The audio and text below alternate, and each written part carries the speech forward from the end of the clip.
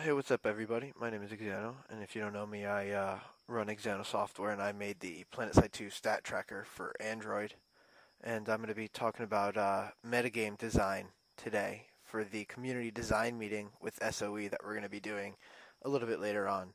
And I'm not going to be going too in depth into crazy metagame changes like Noble AT did, because I think honestly he covered pretty much everything with his neutral hexes and a couple other ideas. So if you haven't seen his video, go check it out. I'll link it at the end of this. And I'm going to be talking about some smaller changes that are going to have really big impacts, hopefully, overall. So the first one is, if you look at the map, you can see that we get a lot of information now, a lot more than we did back in the day, but there's still nowhere near enough information. If you look here, I got Heyoka Tech Plant selected, and it'll tell us if there's enemies, enemy squads, enemy platoons, but it doesn't tell us if there's any friendlies, any friendly squads, any friendly platoons. We have no indication right now of where the friendly force is. And now, it's not a problem if you run with an outfit or with a squad, but if you're just hopping on for half an hour, 45 minutes, you'll be taking 20 minutes to half an hour trying to find the Zerg, and that's just no fun. And honestly, I've seen it happen myself, and it's going to be a big problem the later it goes. But people log into the game, and they don't see any players. Um, they're on an empty continent. They just don't know where to go. They think the game is dead. They log out. They don't log back in, and you rinse and repeat. And it's not good for the game. So a simple fix to this, really honestly, is just to give us an indication of where our friendlies are. We can say enemy platoons detected, friendly platoon detected, enemy platoons detected, no friendlies detected. And you can take this even a step further and start applying XP bonuses here. So what we need to do is get more. We need to know friendlies, enemies. We need to have alerts be displayed here. An orange alert, a red alert, a yellow alert, and I'll get into that in a little bit. Just the basics to get us oriented. And you can hook this in a little bit further. And so if there's an enemy platoon and only a friendly squad, give a bit of an XP boost to the friendly squad for defending. So that'll encourage defense even a little bit more, especially against overwhelming odds, where at this point you just don't want to do it. Um, Another way to encourage a little bit more interaction, especially for players who don't have leadership to follow, and even players who do have leadership to follow. I'm sure pretty much everybody who's played Planetside has experienced this at least one point or another. You're taking a base, you're in a huge fight, it's epic, everything is going great. Resistance gets a little bit lighter. Where did everybody go?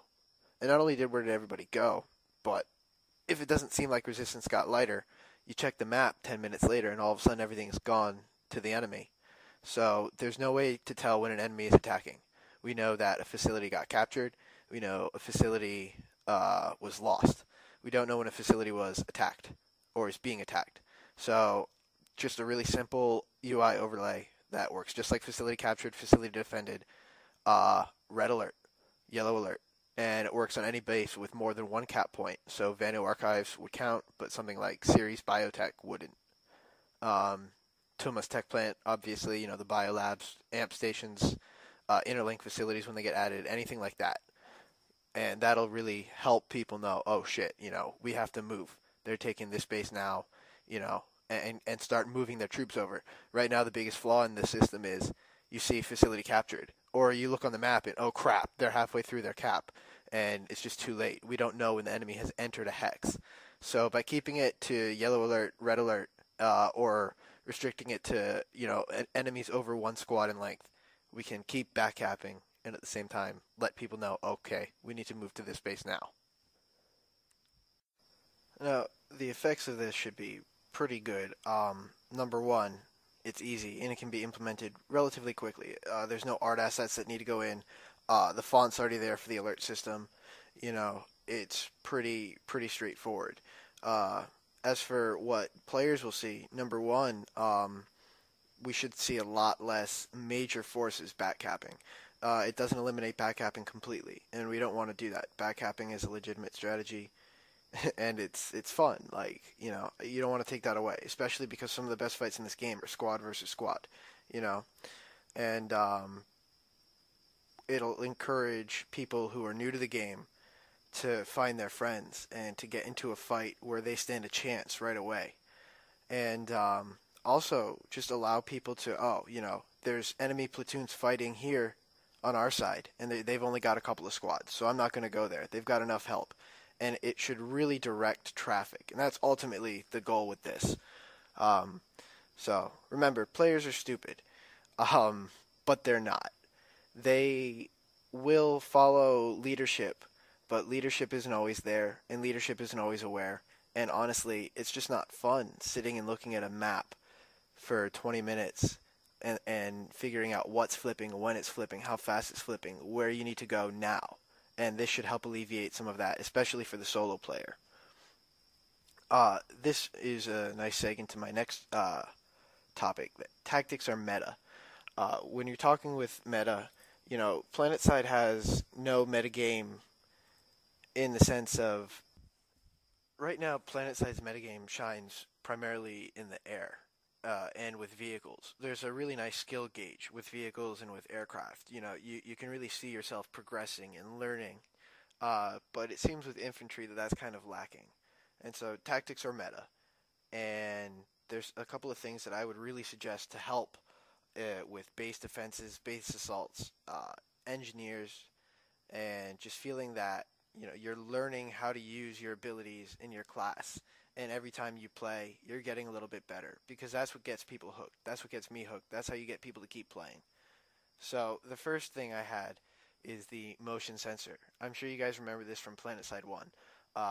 It's been replaced sort of by the engine or the infiltrator sound dart that pings the area, and anybody running around in that area will show up on the minimap. This will do that exact same thing, except it'll also have an auditory alert and a nice visual alert with the lights flashing and everything. And this is going to be an engineer deployable, and I have the stats that I picked for it up on Planetside Universe, but it doesn't really matter. Honestly, you can only have one at a time. If you have too many, it's just kind of ridiculous. That should be the infiltrator's, unique ability with his sound dart, is it should be able to cover multiple areas. And honestly, this could double as an engineer or an infiltrator deployable to give them more. It doesn't really matter. Just again, something to kind of encourage more movement, more coordination without having to make people talk. Because for whatever reason, people don't want to talk to each other. They just want to play the game. So if they can, put this down. And now anybody, who's sniping on a cliff, hears that ringing bell, they know, okay, there's enemies here, and they turn around, and they don't get shanked. And that's a nice example of coordination between the classes, the players, without having to engage them in actual communication.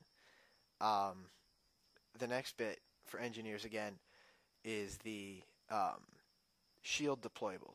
Shield deployables work on windows, they work on doorways, and you can put them down and make almost a makeshift bunker. Primarily, these are to keep vehicles from spamming windows.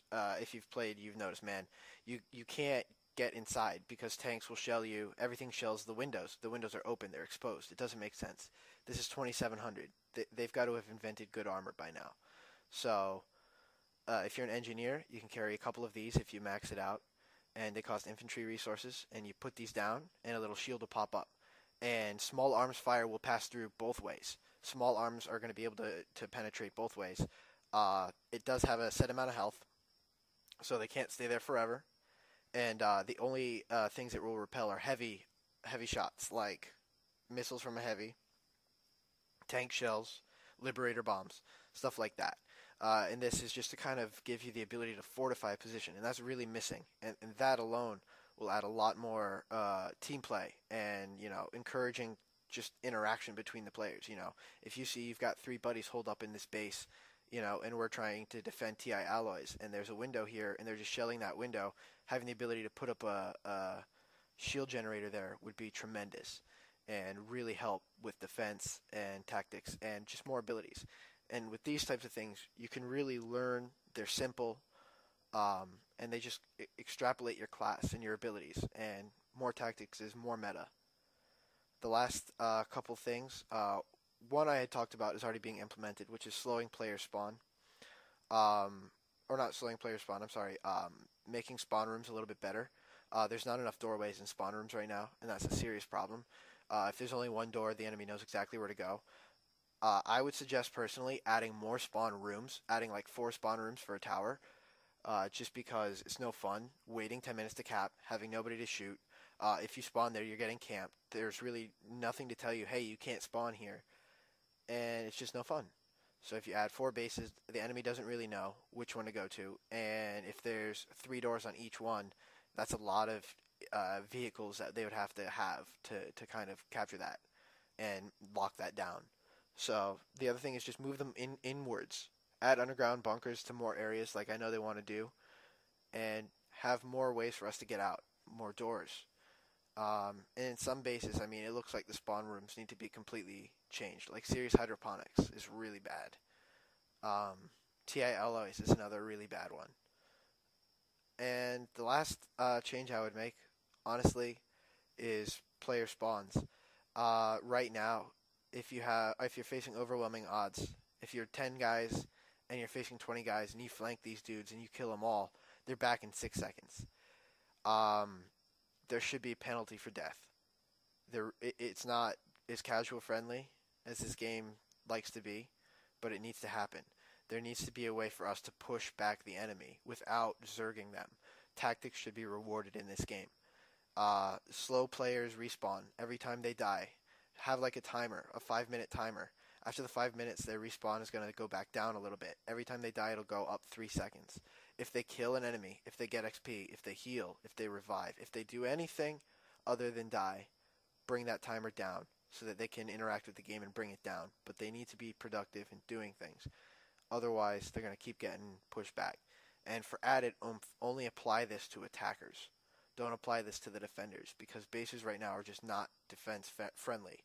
And the reason they're not defense friendly is because of the way the game is built.